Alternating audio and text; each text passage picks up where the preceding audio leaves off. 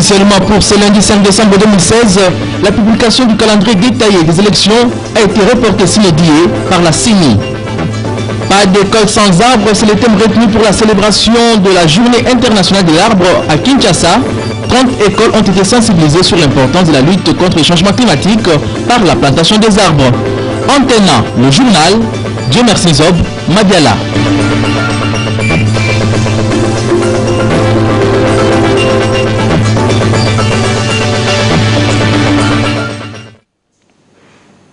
Bon début de semaine à tous, madame, monsieur, bonsoir. À la une de l'actualité, la Commission électorale nationale indépendante a reporté la date de la publication du calendrier électoral à une date ultérieure.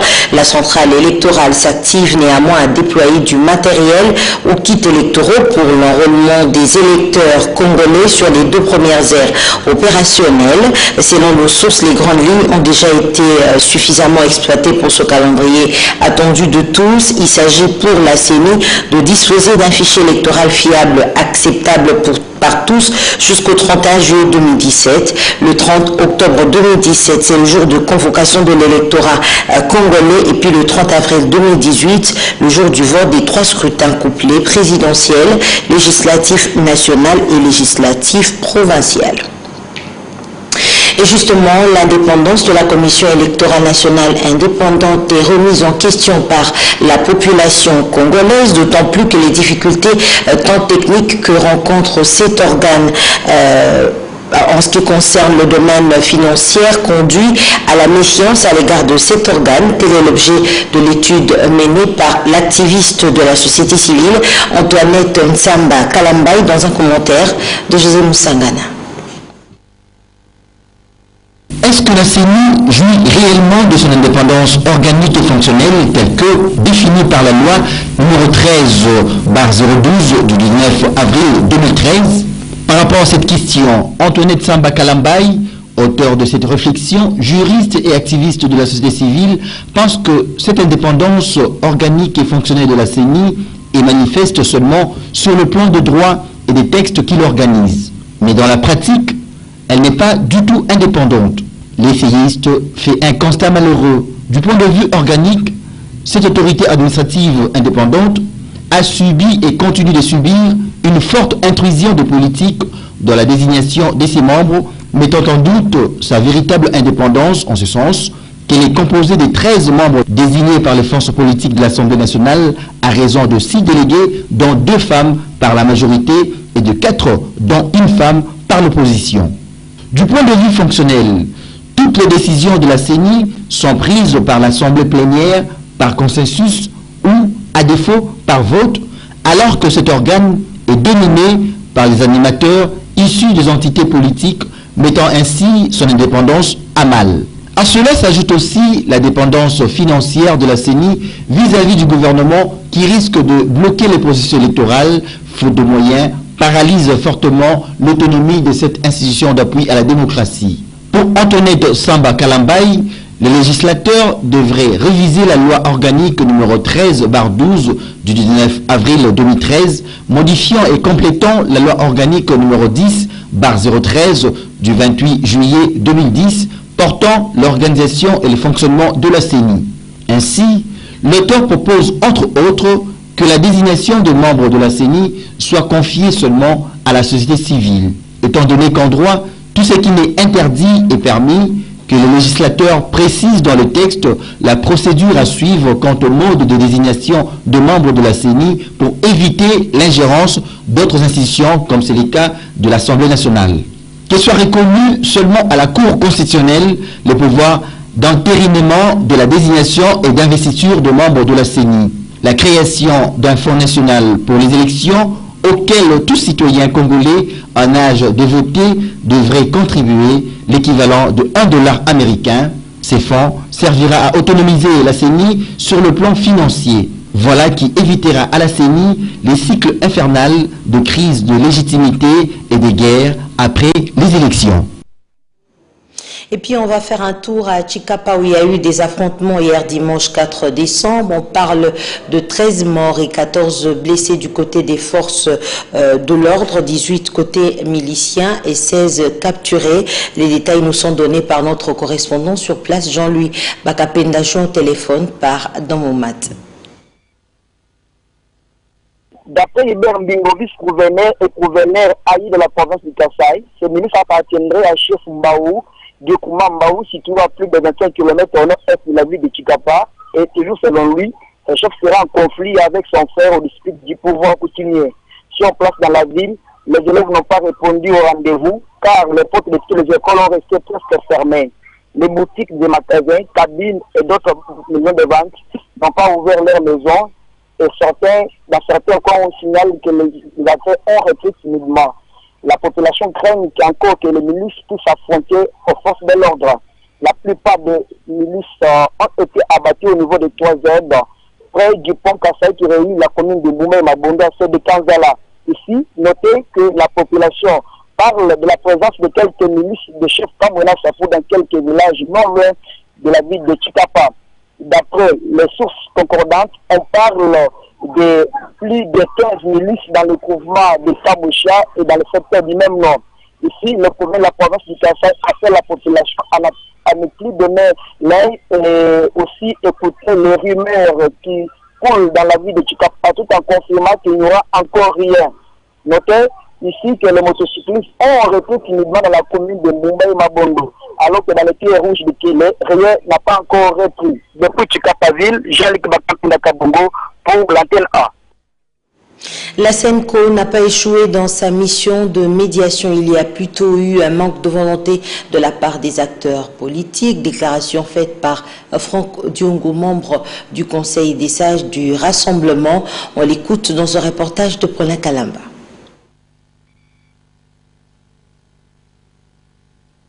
Le rassemblement des forces politiques et sociales acquises au changement estime que la SENCO n'a pas échoué dans sa mission de bons offices. Interrogé à ce sujet, le président du MLP et membre du Conseil des sages de cette plateforme, Franck Diongo, salue les efforts fournis par la SENCO.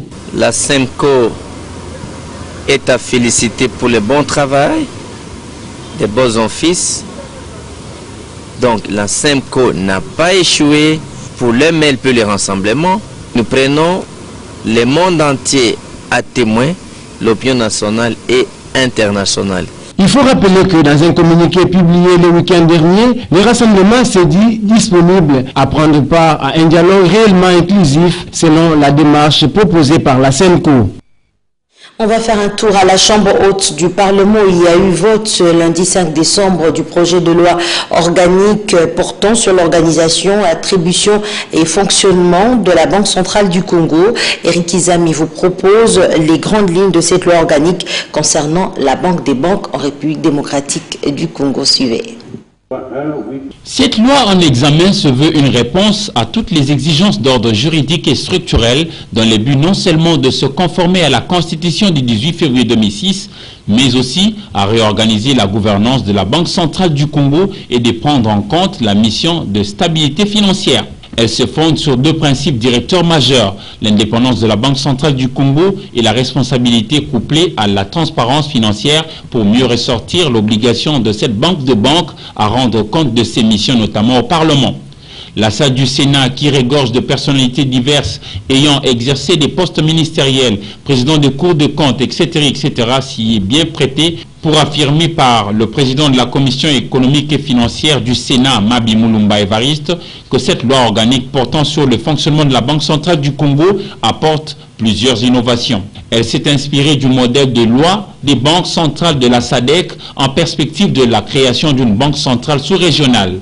Au volet structurel, en contrepartie de son indépendance, du reste à nuancer, car la Banque centrale du Congo est tenue à tabler ses actions sur base de la politique gouvernementale. La loi intègre le meilleur pratique international de gouvernance de banque centrale dont l'évidence a été rendue indispensable dans la résolution de la crise financière internationale de 2008, notamment la nécessité de la transparence dans les fonctionnements de la Banque centrale du Congo, la collégialité dans la prise de décision, l'élargissement de la composition du Conseil à 13 membres. L'indépendance et la compétence des administrateurs dans la mise en place du comité d'audit au sein du Conseil. La gestion des conflits d'intérêts, la vérification et la certification indépendante des comptes sociaux. Tout à fait autre chose dans ce journal, pas d'école sans arbre, c'est le thème choisi pour la célébration de la Journée internationale de l'arbre ce lundi 5 décembre 2016 à Kinshasa. Une trentaine d'écoles ont été sensibilisées par le ministère de l'enseignement primaire, secondaire et initiation à la nouvelle citoyenneté pour lutter contre le changement climatique par la plantation des arbres. Reportage signé par Patricia Molengombole-Kouni et Hugues Moussangilay. Près de 652 arbres ont été plantés ce lundi 5 décembre à travers la capitale Kinshasa dans le cadre de la journée dédiée à l'arbre. Pinus, Milletia et Agatis sont là le type d'arbres plantés dans les écoles pour permettre aux élèves d'avoir la culture de lutter contre le réchauffement climatique. En plantant un arbre, ça nous permet d'avoir plus d'oxygène, surtout dans une école qui déjà la nôtre n'avait aucun arbre, nous permet d'avoir plus d'oxygène. Toutes les écoles de la République sont invitées à poser ce geste écologique. C'est le cas des écoles Frères Zouza. Nous réalisons que l'arbre est important dans la nature, dans l'environnement, dans notre vie quotidienne. Et nous avons voulu montrer aux enfants qu'il faut aimer l'arbre. Conformément au calendrier scolaire, le ministère de l'enseignement primaire, secondaire et initiation à la nouvelle citoyenneté tient à apporter son appui à la protection de l'environnement par le changement de mentalité consistant à planter des arbres dans les écoles. Eh bien, cette notion fait déjà partie dans les réformes. Donc, le ministère a initié un certain nombre de réformes. Et il y a la dimension initiation à la nouvelle citoyenneté. Donc, cette culture qu'on veut inoculer dans les chefs des enfants, dans l'esprit des enfants, d'aimer l'arbre, de respecter l'arbre, parce que l'arbre est un bien pour l'amélioration de notre environnement. Il faut dire que la journée mondiale de l'arbre est célébrée le 5 décembre de chaque année. Elle consiste à inculquer aux personnes la culture de planter et de protéger les arbres en promouvant un environnement sain. Après avoir réalisé une enquête du 4 au 24 novembre 2016 dans les chefs-lieux de province sur la perception du sida en République démocratique du Congo, le cabinet de sondage Target a présenté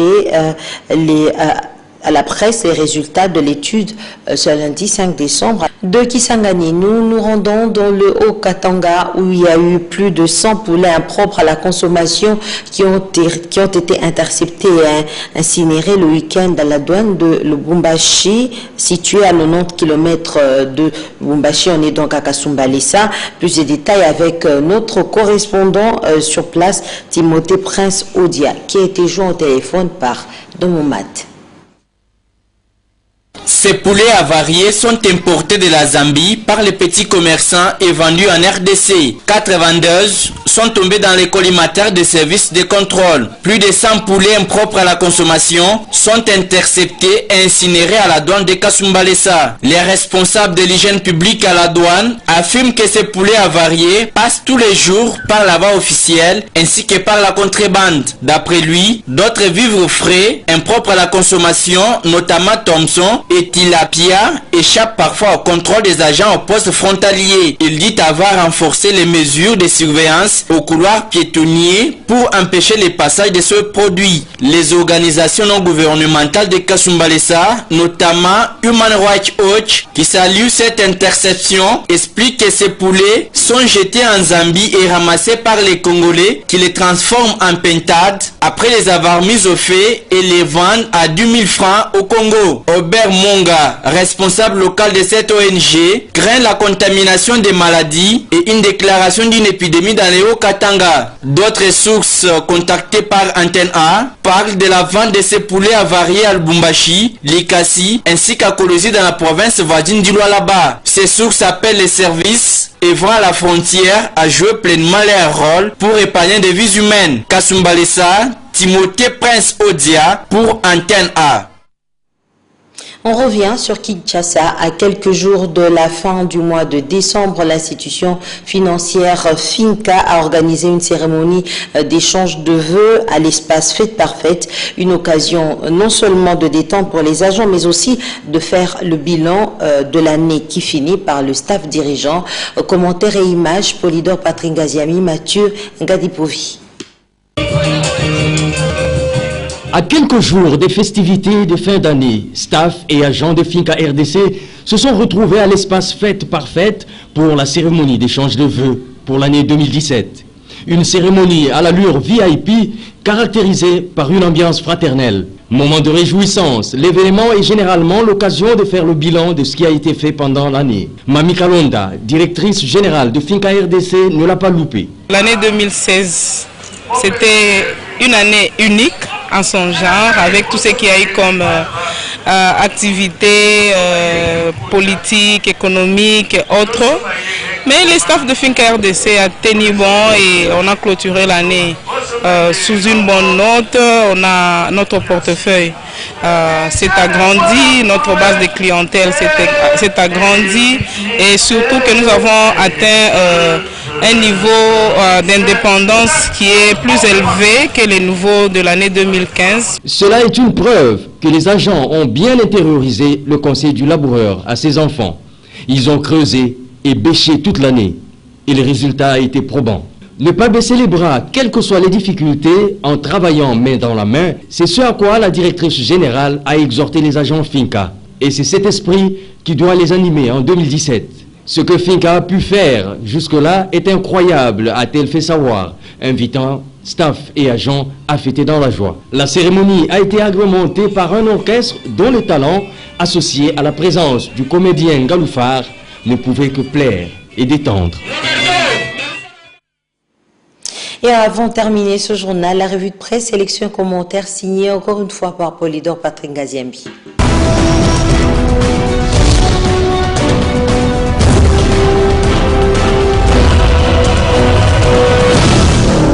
À 2 semaines de la date fatidique du 19 décembre, la population congolaise se voit de plein pied dans le tourment, ne sachant pas comment vont se passer les choses.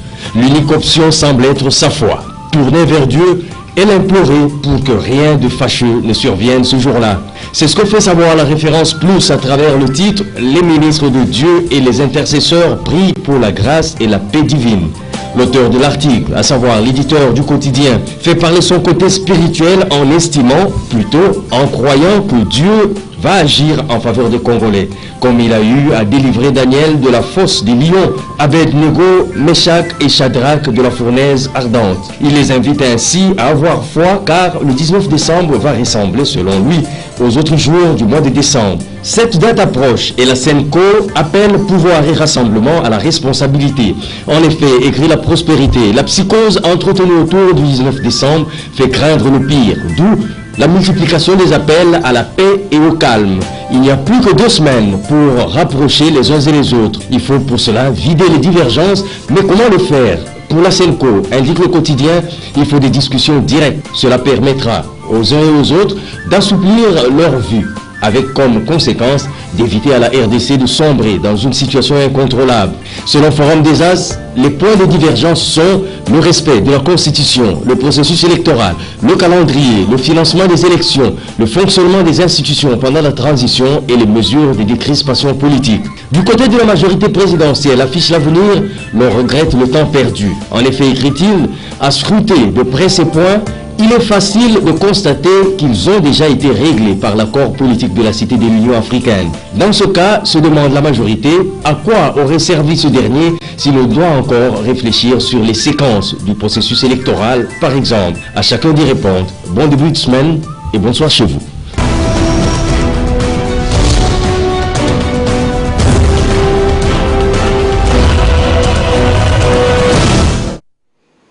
Une brève avant de nous quitter, Manuel Valls annonce sa candidature pour 2017 en France et annonce également sa démission dès demain. Madame, Monsieur, c'est tout pour ce soir. Merci à vous tous qui nous avez suivis. Prenez rendez-vous avec les informations sur Antenne. Demain, 7h30, 10h, 12h, 16h, le journal en Lingala, 19h, la grande édition du journal télévisé. Restez branchés sur Antenne pour la suite de nos programmes et bonsoir chez vous.